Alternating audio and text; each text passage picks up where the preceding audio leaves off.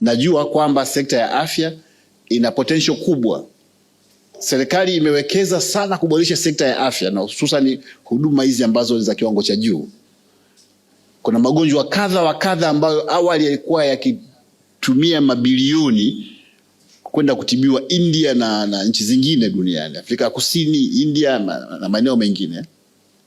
Lakini kutokana na uwekezaji mkubwa uliofanywa, ni wazi kwamba kuna saving ambayo imefanyika, kwamba kuna baadhi ya magonjwa ambayo yalikuwa yakitibiwa nje, sasa tunaweza tukatibiwa nchini. Lakini hata hivyo bado hatujamaliza tatizo hilo, na kwa sababu tunaongezeka, mahitaji yanaongezeka, uchumi unakuwa, ni wazi kwamba mahitaji haya yatazidi kuongezeka. Kwa uwezo wa serikali kuendelea kufanya yenyewe kwa kutumia kodi na mikopo haupo, ili kufikia mbali na ili kuendeleza hizo huduma. Ni wazi kwamba nafasi ya private sector kwenye maeneo hayo ni muhimu.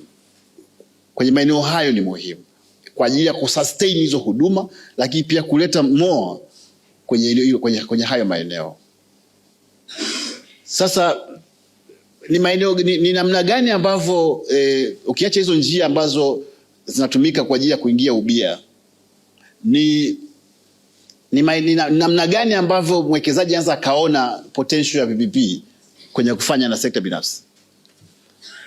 PPP zina hali tofauti ambayo mwekezaji anaweza kaingia. Kuna zile ambazo tunasema ni greenfield, kwa maana kwamba mwekezaji anakuja anaanza from scratch.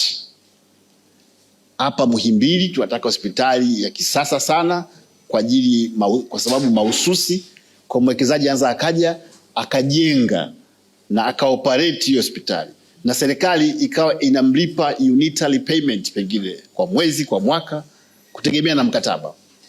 Hiyo ni greenfield. Lakini inawezekana ikawa ni brown, ni stage ambayo inaitwa brown, kwa maana kwamba hospitali ipo ila kuna marekebisho kwa vifaa na kadhalika, kwa advanced technology. Anaweza akaleta mwekezaji vifaa hivyo kwa ajili ya kuboresha huduma inayotolewa hapo. Hiyo nayo ni namna ya kufanya ubia.